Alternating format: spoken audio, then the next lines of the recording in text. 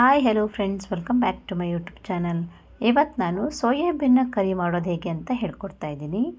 ನೀವಿನ್ನೂ ನನ್ನ ಚಾನಲ್ನ ಸಬ್ಸ್ಕ್ರೈಬ್ ಮಾಡ್ಕೊಂಡಿಲ್ಲ ಅಂದರೆ ಪ್ಲೀಸ್ ಸಬ್ಸ್ಕ್ರೈಬ್ ಮಾಡ್ಕೊಳ್ಳಿ. ಹಾಗೆ ಪಕ್ಕದಲ್ಲಿರುವ ಬೆಲ್ಲೈಕನ್ನು ಕೂಡ ಪ್ರೆಸ್ ಮಾಡಿ. ನಾನು ಹಾಕುವಂಥ ನೆಕ್ಸ್ಟ್ ವಿಡಿಯೋಗಳ ನೋಟಿಫಿಕೇಷನ್ ನಿಮಗೆ ಸಿಗುತ್ತೆ.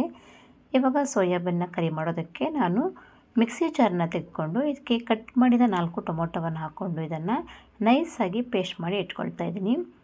ಇಷ್ಟು ಪೇಸ್ಟ್ ಆದರೆ ಸಾಕಾಗುತ್ತೆ. ನಂತರ ಗ್ಯಾಸ್ ಮೇಲೆ ಪಾತ್ರೆಯಲ್ಲಿ 2 ಕಪ್ ಆಗುವಷ್ಟು ನೀರನ್ನು ಕಾಯೋದಕ್ಕೆ ಇಟ್ಕೊಂಡಿದ್ದೀನಿ. ನೀರು ಬೇಗ ಬಿಸಿಯಾಗಲಿ ಅಂತ ಮುಚ್ಚಳವನ್ನು ಮುಚ್ಚಿ ಒಂದು 5 ನಿಮಿಷ ಇದನ್ನು ಈ ಥರ ಕಾಯಿಸ್ಕೊಳ್ತಾ ಇದ್ದೀನಿ. ನೀರು ಈ ಥರ ಕುದಿ ಬರೋದಕ್ಕೆ ಶುರುವಾಗಿದ್ದ ಮೇಲೆ ಇವಾಗ ಇದಕ್ಕೆ 1 ಸ್ಪೂನ್ ಆಗುವಷ್ಟು ಉಪ್ಪನ್ನು ಹಾಕ್ಕೊಳ್ತಾ ಇದ್ದೀನಿ. ಮತ್ತು 1/4 kg ಆಗುವಷ್ಟು ಸೋಯಾಬೀನ್ನ ಒಂದು ಸಲ ವಾಶ್ ಮಾಡಿ ಇಟ್ಕೊಂಡಿರೋದನ್ನು ಹಾಕ್ಕೊಳ್ತಾ ಇದ್ದೀನಿ. ಇದನ್ನು ಹಾಕಿದ ಮೇಲೆ ಒಂದು 5 ನಿಮಿಷ ಇದನ್ನು ಈ ಥರ ಕುದಿಸ್ಕೊಳ್ತಾ ಇದ್ದೀನಿ. ಸೋಯಾಬೀನ್ ನೋಡೋದಕ್ಕೆ ಗಟ್ಟಿಯಾಗಿರುತ್ತೆ. ಈ ಥರ ಬಿಸಿನೀರಲ್ಲಿ ಹಾಕೋದ್ರಿಂದ ಅದು ಸಾಫ್ಟ್ ಆಗುತ್ತೆ ಮತ್ತು ಅದರ ಸೈಜ್ ಕೂಡ ದೊಡ್ಡದಾಗುತ್ತೆ.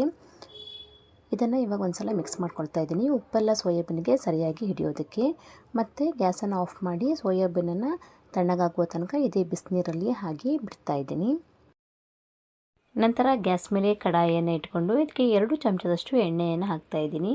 ಎಣ್ಣೆ ಬಿಸಿ ಆದಮೇಲೆ ಇದಕ್ಕೆ ಕಟ್ ಮಾಡಿದ 2 ಈರುಳ್ಳಿಯನ್ನು ಹಾಕ್ಕೊಂಡು ಇದನ್ನು ಫ್ರೈ ಮಾಡ್ಕೊಳ್ತಾ ಇದ್ದೀನಿ.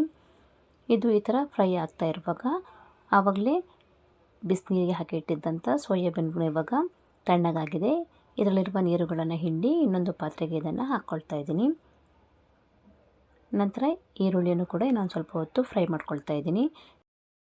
ಈರುಳ್ಳಿ ಲೈಟ್ ಗೋಲ್ಡನ್ ಕಲರ್ ಬಂದಮೇಲೆ ಇವಾಗ ಇದಕ್ಕೆ ಅರ್ಧ ಚಮಚದಷ್ಟು ಶುಂಠಿ ಬೆಳ್ಳುಳ್ಳಿ ಪೇಸ್ಟ್ ಮತ್ತು ರುಬ್ಬಿಟ್ಕೊಂಡಂಥ ಟೊಮೊಟೊ ಪೇಸ್ಟನ್ನು ಹಾಕ್ಕೊಂಡು ಇದನ್ನು ಚೆನ್ನಾಗಿ ಮಿಕ್ಸ್ ಮಾಡ್ಕೊಳ್ತಾ ಇದ್ದೀನಿ.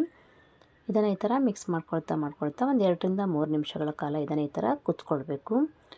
ಇದು ಈ ಥರ ಕುದಿ ಬರೋದಕ್ಕೆ ಸ್ಟಾರ್ಟ್ ಆಗಿದ್ಮೇಲೆ ಇವಾಗ ಇದಕ್ಕೆ 1/4 ಚಮಚದಷ್ಟು ಅರಿಶಿಣದ ಪುಡಿ, 1 ಚಮಚದಷ್ಟು ಧನಿಯಾ ಪೌಡರ್, ಅರ್ಧ ಚಮಚದಷ್ಟು ಜೀರಿಗೆ ಪೌಡರ್, 1 ಚಮಚದಷ್ಟು ರೆಡ್ ಚಿಲ್ಲಿ ಪೌಡರ್, 1/4 ಚಮಚದಷ್ಟು ಗರಂ ಮಸಾಲ ಪೌಡರ್, ಅರ್ಧ ಚಮಚದಷ್ಟು ಉಪ್ಪನ್ನು ಹಾಕ್ಕೊಂಡು ಇದನ್ನು ಚೆನ್ನಾಗಿ ಮಿಕ್ಸ್ ಮಾಡ್ಕೊಳ್ತಾ ಇದ್ದೀನಿ.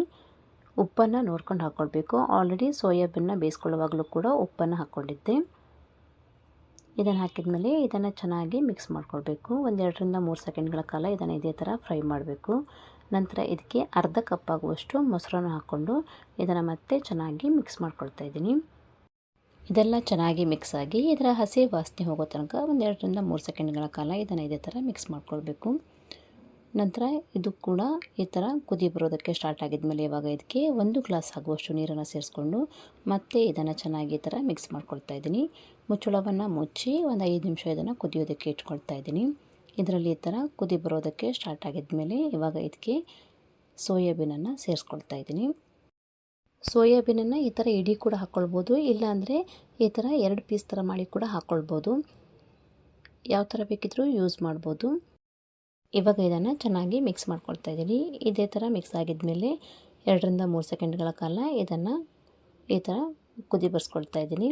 ಇದು ಈ ಥರ ಚೆನ್ನಾಗಿ ಕುದಿ ಬಂದು ಗ್ರೇವಿ ಹದಕ್ಕೆ ಬಂದಮೇಲೆ ಲಾಸ್ಟಲ್ಲಿ ಇವಾಗ ಇದಕ್ಕೆ ಕಟ್ ಮಾಡಿದ ಕೊತ್ತಂಬರಿ ಸೊಪ್ಪನ್ನು ಹಾಕ್ಕೊಂಡು ಮತ್ತೆ ಒಂದು ಸಲ ಇದನ್ನು ಮಿಕ್ಸ್ ಮಾಡಿ ಗ್ಯಾಸನ್ನು ಆಫ್ ಮಾಡಿ ಇದನ್ನು ಸರ್ವ್ ಮಾಡ್ಬೋದು.